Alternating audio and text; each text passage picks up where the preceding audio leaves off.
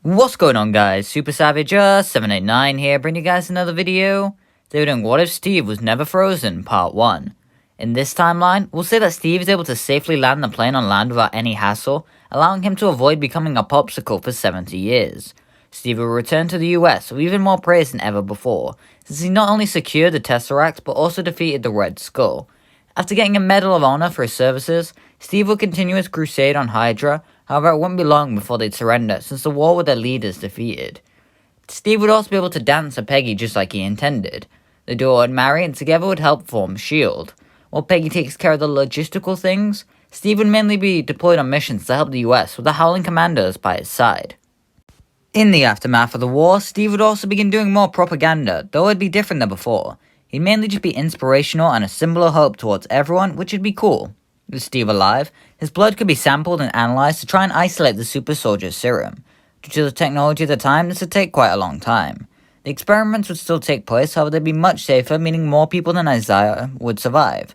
Steve would make sure that these people don't be thrown in jail for skin color, and would make sure they get the respect they deserve. He may even become a lead figure for the Black Rights Movement. However, I'm not familiar enough with the subject, nor do I think it's important for this what if, so we'll skip right by it. I could rather see the super soldiers joining the Howling Commandos. This would include Isaiah. Throughout the decades, Steve would hear rumors here and there about Soviet super soldier dubbed the Winter Soldier. Despite S.H.I.E.L.D. tracking, Steve would have been unable to find him. Since he's merely a rumor, he wouldn't be seen as top priority, and so they wouldn't break their backs looking for him.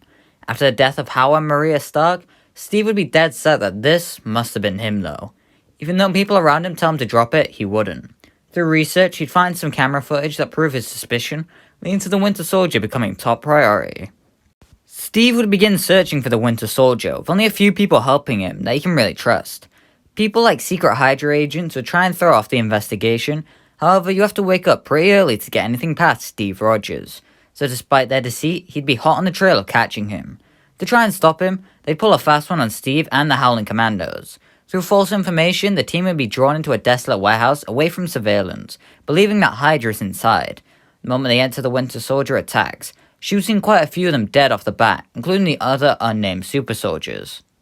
Steve would begin to fight the Winter Soldier, having a similar battle to the one they had in canon, ultimately leading to Steve realizing it's Bucky. Paralyzed out of emotion, Steve would be left open as Bucky knocks him away. As he goes to kill Steve, Isaiah comes in and begins to fight Bucky. With Bucky already being weared out by Steve, combined with what we know from canon, Isaiah is able to rip off Bucky's metal arm and beat him to the ground. Steve stumbles over as guns are aimed at the defeated agent, stopping them from pumping him with lead. Noticing weakness, Bucky goes for another attack, however, Isaiah knocks him out. Instead of killing him, they take him to a secure military base for interrogation and questioning. Steve would go in to question Bucky, wanting to know the motive behind why he did what he did. Bucky would be heavily restrained and barely able to move as he looks at Steve, getting a sense of deja vu. Starting off the conversation, Steve asks Bucky if he knows him. Bucky stays quiet as he looks at Steve, questioning if he does or not. Very weakly, Bucky asks Steve who he is, to which the blonde remarks that he knows who he is. He begins to tell Bucky about the two of them, trying to ring any bells in Bucky's head. Unfortunately, the Winter Soldier won't respond to this, and merely stays silent. After a few seconds passed, Steve asks why he did what he did. Howard and Maria were their friends, and it's not if they're the only two he's killed. Yet again, Bucky would stay silent. Steve would exit the room in turmoil as he ponders if his friend can truly be saved. I believe by this point, Steve would outrank the much younger Alexander Pierce, so he'd be the one giving him orders. Pierce tries to console Steve, telling him that some people just can't be saved, no matter how much you try. Maybe by now, he is more monster than man. Pierce then requests for permission to try and interrogate the threat, since he has no emotional connection to Bucky, which Steve would see as a good idea. Big mistake though. Pierce enters the room with Bucky and tells him that he messed up his assignment. He'll be punished for that later, but for now they need to get him out of there. He then begins to say the necessary words to take over his psyche. Bucky would break free from his restraints and knocks Pierce down to make it seem more authentic, taking a gun from him in the process. He then begins to storm around the S.H.I.E.L.D. base, fighting off anyone that comes by him as he makes his way out of there.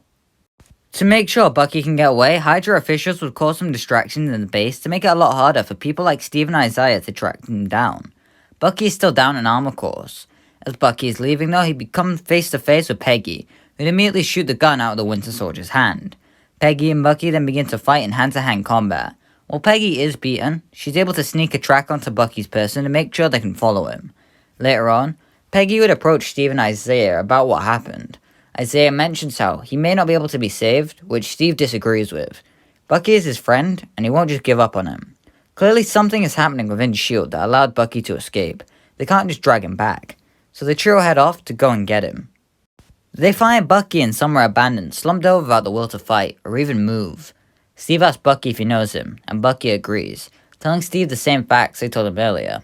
It leaves Steve and Peggy relieved, however Isaiah isn't satisfied with that. If Bucky is suddenly a good guy, there must be a reason for it. What is it?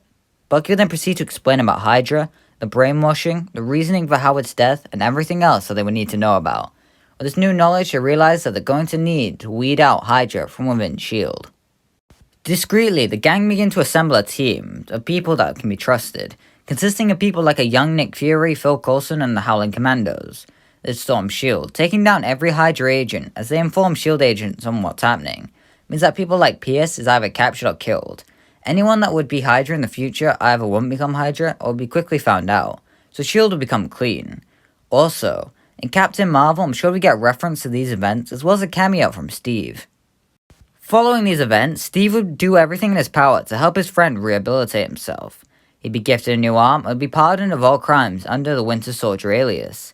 He would do what he does in canon, writing a list of people he needs to repent to, as well as getting regular therapy.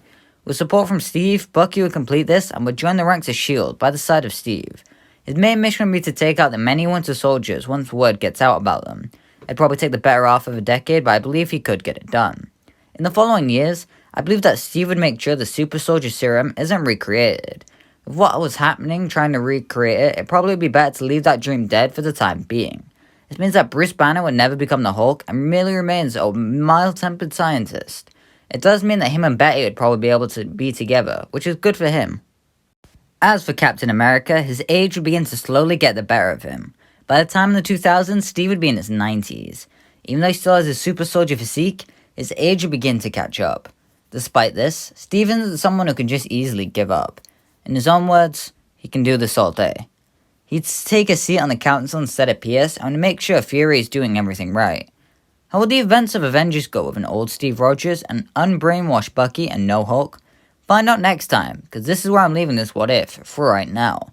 I really enjoyed the way I wrote this. As you can see, it does set up quite a bit for not only Avengers, but Captain America onwards. Do you think Steve will remain Captain America? Who do you think will become Captain America after him in this timeline? Let me know down below. And yeah, bye!